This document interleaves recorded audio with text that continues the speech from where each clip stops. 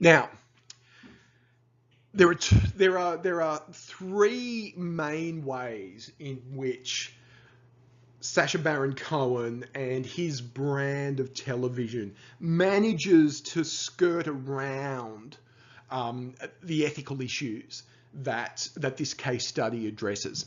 And the first one is legal.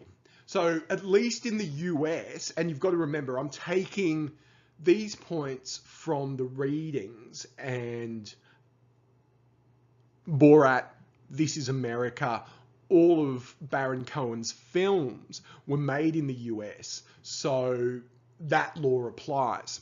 And at least in the US, fraud does not apply to future events. So the idea of misrepresentation and saying that something won't happen in the future does not qualify as fraud under American law.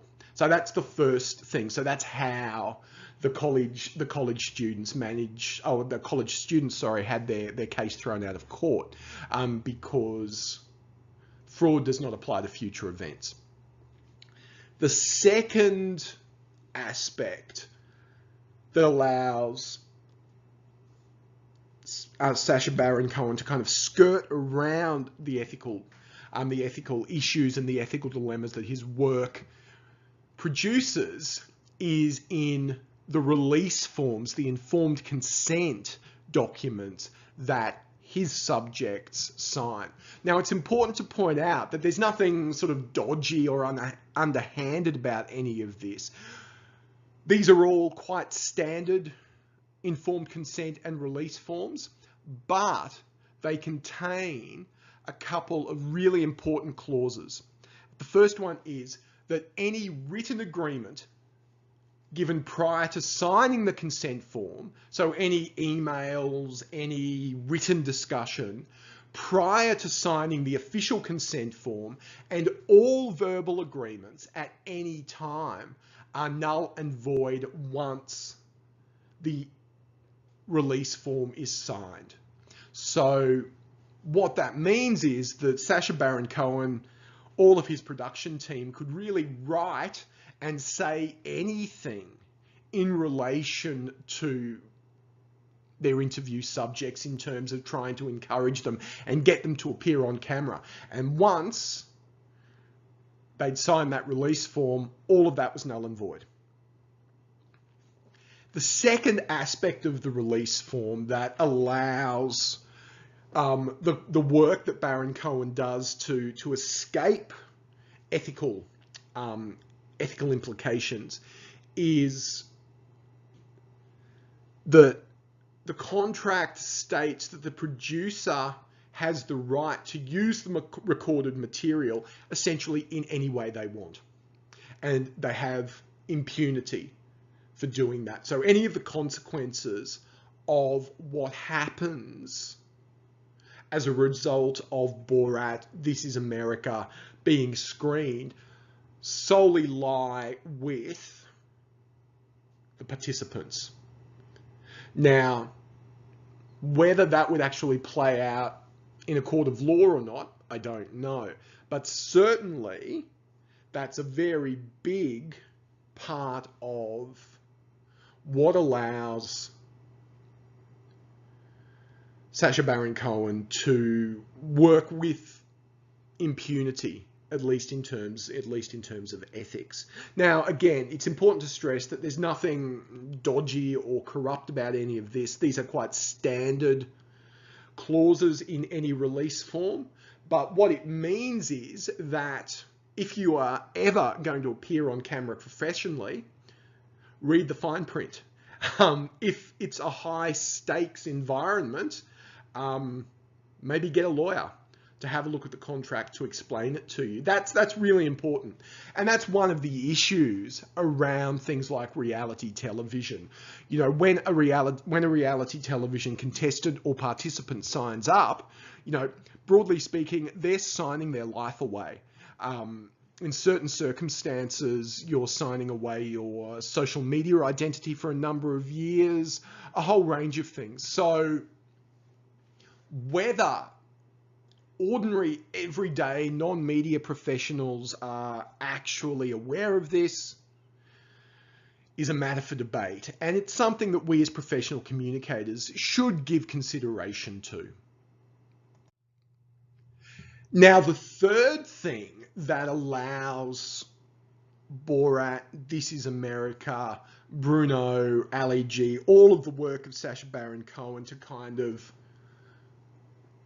skirt around the edges of ethics is that his work fundamentally is a hybrid of genres. So it's a hybrid of entertainment, it's a hybrid of documentary, and it's a hybrid of journalism. So there are elements of all three genres in his work, and all three genres have different ethical standards.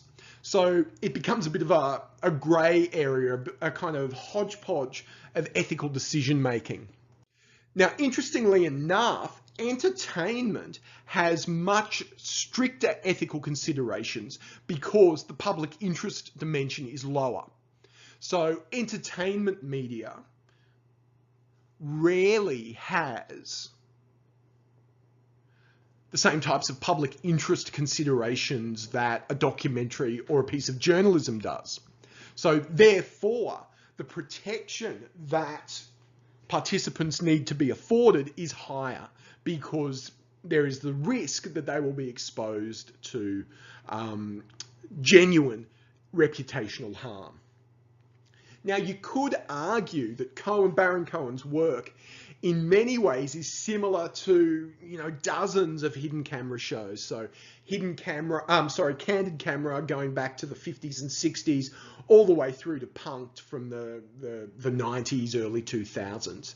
However, because his work is fundamentally political and has become increasingly political, the outcomes of his pranks are more serious than the outcomes of something like Candid Camera or Punk'd.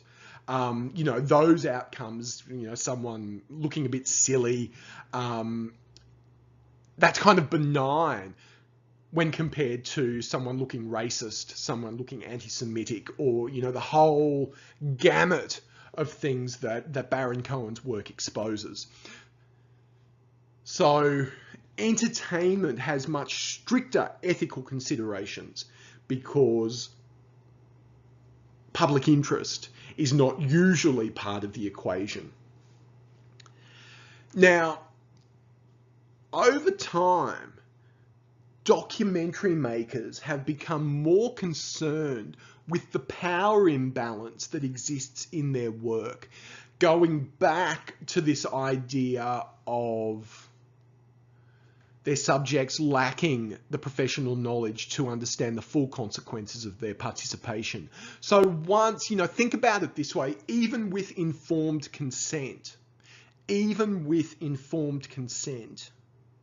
once a piece of documentary footage is edited, reality is being changed. Reality is being altered. And that fundamentally gives the documentary maker more power than their subject.